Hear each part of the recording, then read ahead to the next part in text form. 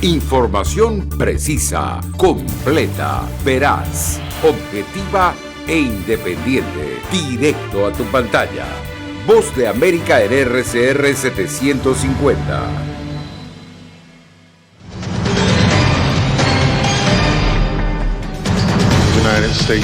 Panel legislativo que investiga el asalto al Capitolio recomienda imputar al expresidente Donald Trump. Presidente Guillermo Lasso visita la Casa Blanca ante posible oleada de migrantes desde Ecuador a Estados Unidos. Texas despliega la Guardia Nacional en la frontera con México ante el fin del Título 42. Y Argentina se consagró en Qatar en una final histórica, el Mundial de Fútbol a los pies de Messi.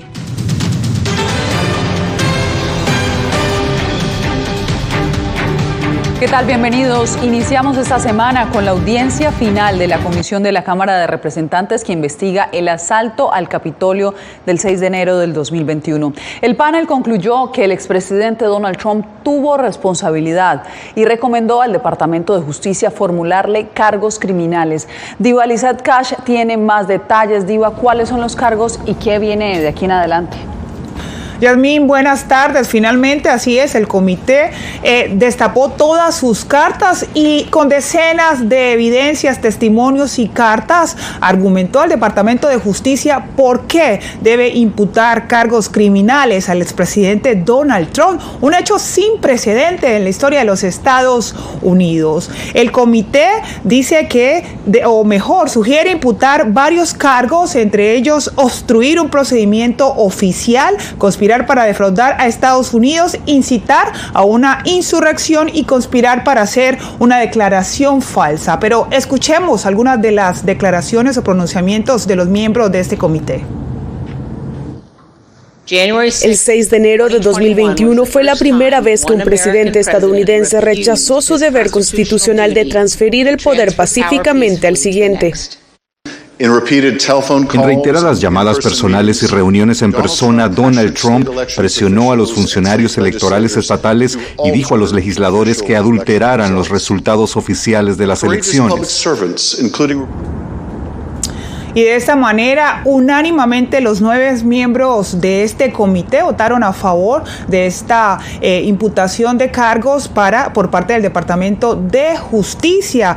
Además, el panel, este informe será publicado en 2 días y cabe la pena mencionar que este proyecto final se da a escasos días de que se instale un nuevo Congreso de los Estados Unidos, donde serán los republicanos que tomarán control sobre la Cámara de Representantes y probablemente esta célula investigativa sea disuelta. El comité ha obtenido evidencia significativa de que el presidente Trump tenía la intención de interrumpir la transición pacífica de transferencia de poder bajo nuestra Constitución. Yasmín, finalmente sobre la pregunta de qué viene ahora a pesar de estas recomendaciones, es potestad del Departamento de Justicia imputar o no estos cargos y ya el jefe de cartera Merrick Garland ha dicho que de acuerdo a las pruebas que se presenten se hará o se dispondrá a seguir y dar el último paso sobre esta investigación y es la imputación de estos cargos. Como tú lo dices, Diva Lizeth, está en manos ya del Departamento de Justicia o él es quien tomará la decisión y por supuesto nosotros continuaremos siguiendo esta noticia. Gracias por el reporte.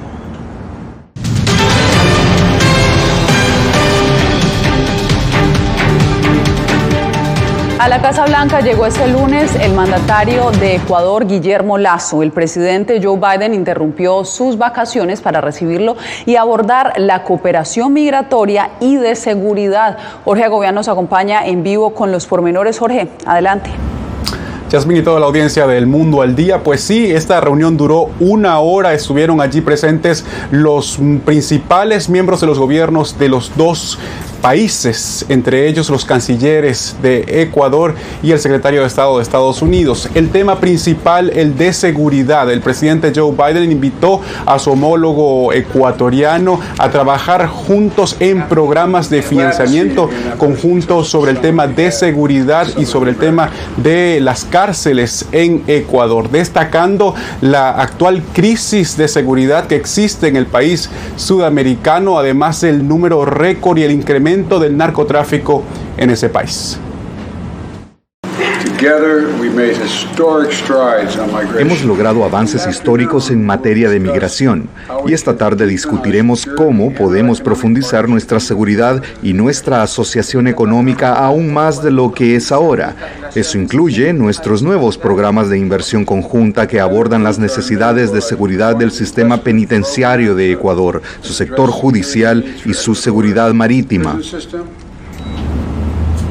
Otro de los temas principales durante este encuentro fue el migratorio. Ocurre en un momento clave para Estados Unidos y también para la región. Desde aquí, desde la Casa Blanca, la secretaria de prensa o la portavoz del presidente Joe Biden dijo que la diplomacia funciona, haciendo referencia a programas conjuntos entre Estados Unidos y otros países para restringir la migración en la frontera sur de Estados Unidos. El presidente ecuatoriano habló al salir de la reunión y dijo que ese fue uno de los temas principales y habló sobre la migración venezolana en su país. Escuchemos.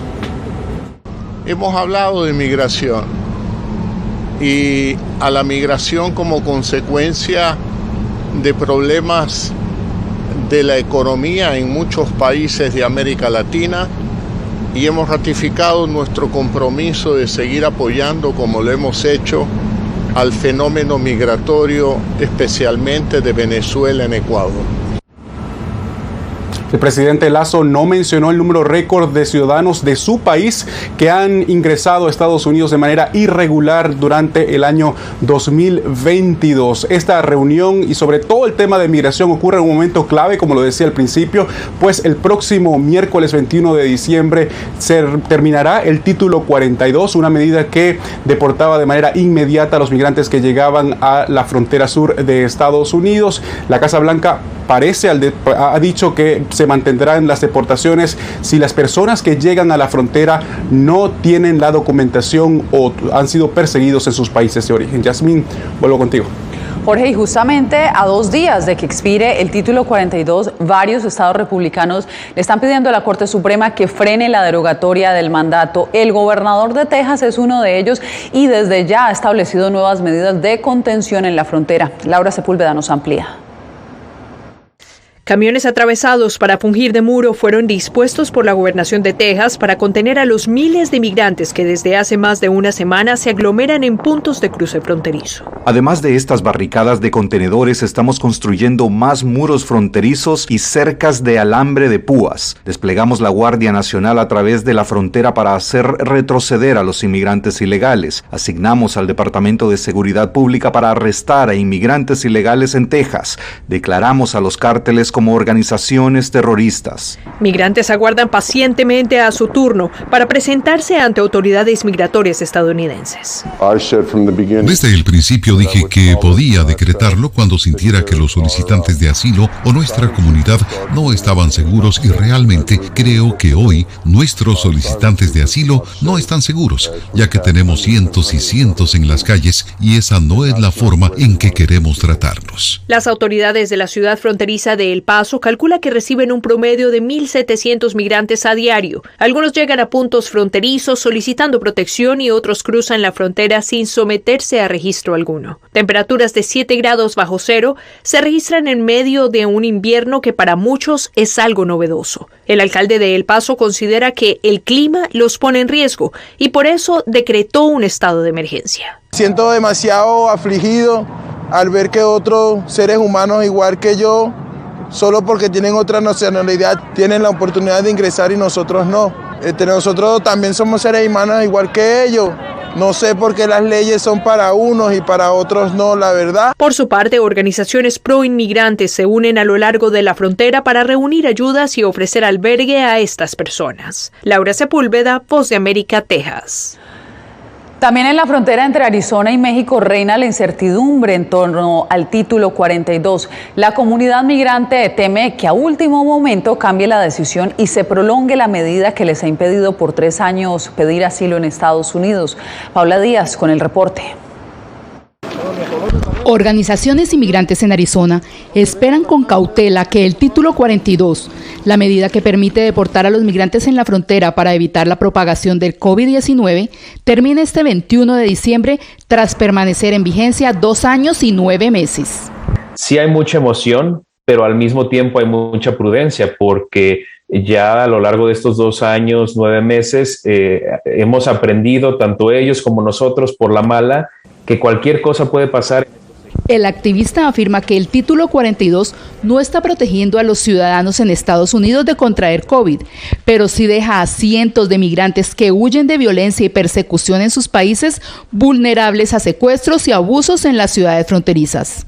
Y a falta de un acceso legal, en la desesperación con la que están llegando a la frontera, la situación irregular es lo que está explotando el crimen organizado. El fallido intento del proyecto migratorio bipartidista presentado por la senadora de Arizona Kyrsten Sinema y el republicano de Carolina del Norte Thomas Tillis, que proponía extender el título 42, un fuerte componente de seguridad nacional y una vía de legalización para los 2 millones de Dreamers, crea más dudas sobre lo que puede hacer el gobierno federal ante la masiva llegada de migrantes.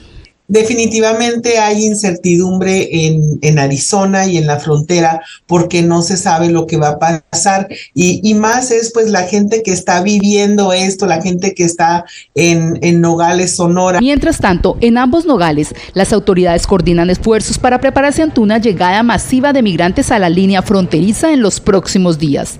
Paula Díaz, Voz de América. Nueva York lanzó un programa de cuidado gratuito infantil para familias indocumentadas. Tramitar sus permisos de trabajo pueden tardar años y a algunos grupos les preocupa que el programa promueva la migración ilegal. Ángela González nos trae los testimonios. Desde enero de 2023, las familias indocumentadas podrán acceder a subsidios para el cuidado de al menos 600 niños con edades entre 6 semanas y 13 años de edad, bajo la iniciativa NYC Promise. Eso es una solución inmediata al cuidado de niños, para que los padres puedan tener más opciones para por ejemplo, entrenarse. Nosotros tenemos eso como experiencia de que proveemos entrenamientos de OSHA y ellos no tienen donde dejar sus niños.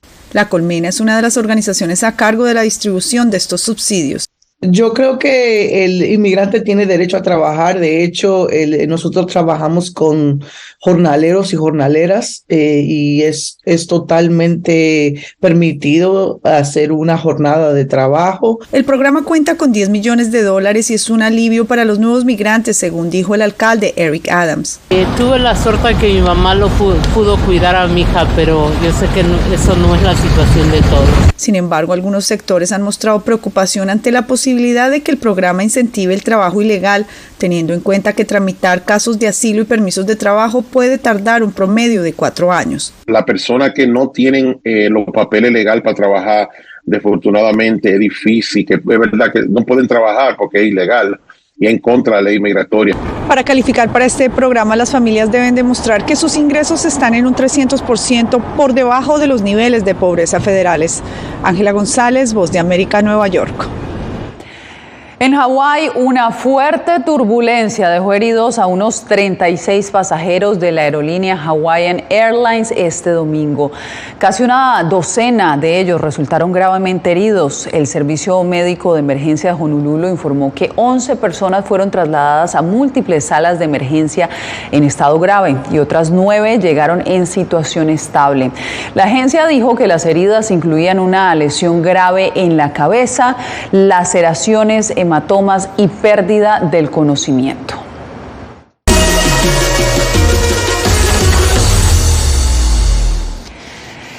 El primer mundial en el mundo árabe llegó a su fin. Qatar bajó el telón a una copa que será recordada por siempre. Hacemos contacto en vivo con nuestros enviados especiales en Qatar, Jacopo Luzzi y Nelson Viñoles. Compañeros, ¿cómo se vive el día después de la consagración de Lionel Messi y Argentina? Bueno, Yasmín, Doha ha vuelto a la normalidad, pero nos quedamos con los recuerdos de ayer con Messi, que fue dado el trofeo como mejor jugador del torneo, mientras Kylian Mbappé ganó el de goleador con 8 goles. Ahora, ¿qué opinas si Lionel Messi con este mundial ha superado a leyendas como Pelé y Diego Armando Maradona? Una cosa que sabemos, no va a retirarse más y seguirá jugando y defendiendo el título mundial. Por otro lado, Jazz, la selección argentina ayer estuvo festejando después del partido, tuvo un desfile por Lusail. Esto demoró el retorno del equipo a nuestro país porque debía haber partido cerca de la medianoche de aquí de Qatar, terminó saliendo a las 6 de la mañana. En este momento está en vuelo, está aproximadamente a 3-4 horas de llegada a Argentina. Allí irán a descansar al predio que tiene la selección muy cerquita del Aeropuerto Internacional de Ezeiza. Estarán descansando y mañana se está organizando un acto multitudinario con el paseo con un bus como ese que están viendo ustedes en pantalla por las calles principales de la ciudad de Buenos Aires, terminando en el Obelisco, que es un punto de concentración donde siempre se ha celebrado. Evitarán ir a la Casa de Gobierno, a la Casa Rosada, para no tener mezclar el deporte con la política. Eso lo han pedido los jugadores. Pero, Nelson, estamos hablando también de un mundial que ha marcado récords, como por ejemplo 172 goles. Nunca habíamos visto tantos goles en este mundial, Yasmín. Pero no solo, ¿verdad? Así es, se vendieron 3.4 millones de entradas, un número también inesperado para esta zona del planeta.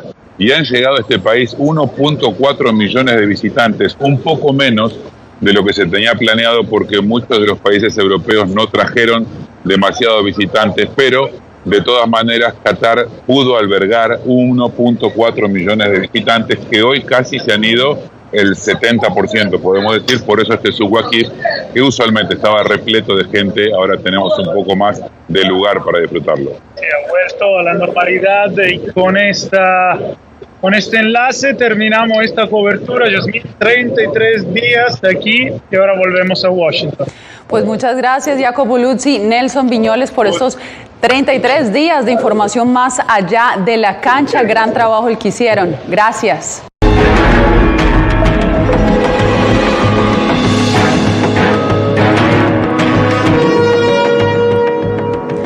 Un nuevo llamado a la paz y el diálogo hizo este lunes la presidenta de Perú, Dina Boluarte. Como nos cuenta Néstor Aguilera, la mandataria anunció planes de modificar el gabinete presidencial. En su tercera participación en una ceremonia militar en menos de una semana, la presidenta de Perú, Dina Boluarte, reiteró su llamado al país para que retornen la tranquilidad y el diálogo, luego de días de intensas protestas, especialmente en ciudades localizadas al sur de Lima.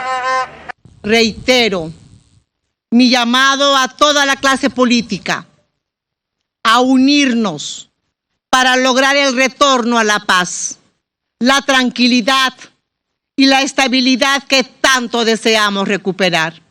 El mensaje de la mandataria se produjo horas después del llamado a la paz que hiciera el domingo el Papa Francisco tras el rezo del Ángelus en el Vaticano.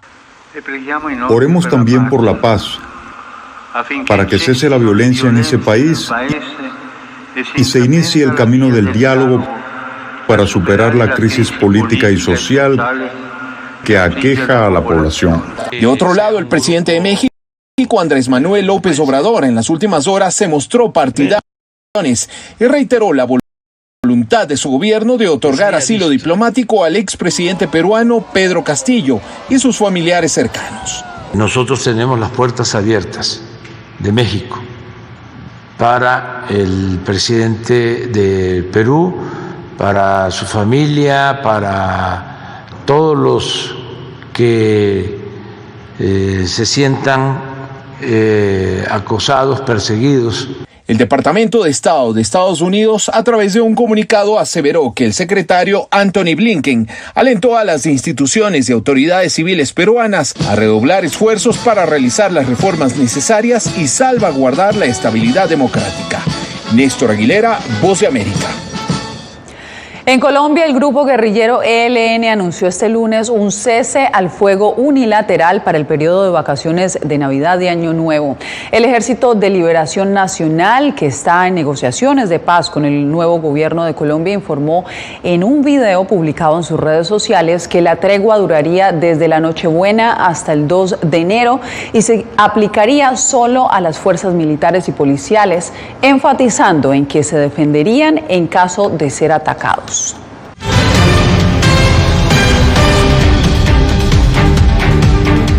El fortalecimiento del dólar y la posibilidad de que el gobierno de Nicolás Maduro imponga nuevamente control de precios está generando preocupación en Venezuela. Álvaro Algarra nos trae los detalles.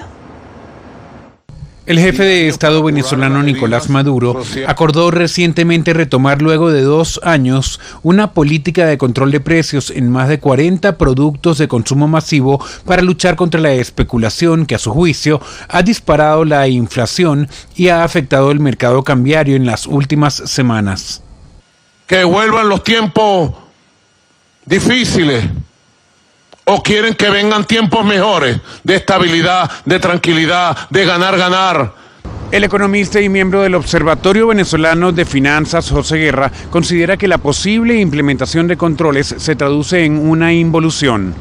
No hay manera de estabilizar el tipo de cambio en estas circunstancias, porque no hay reservas, y esta gente no tiene credibilidad.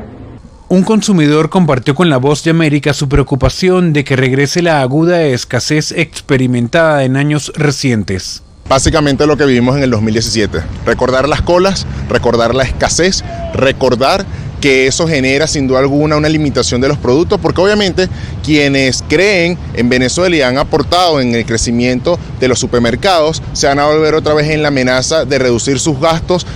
En los últimos días, el precio de la divisa en el mercado oficial aumentó un 20%, según los reportes del Banco Central, mientras que en el mercado paralelo el incremento ha sido mayor, al dispararse de 13.78 bolívares a 17.70 bolívares, un alza del 32%. Álvaro Algarra, Voz de América, Caracas.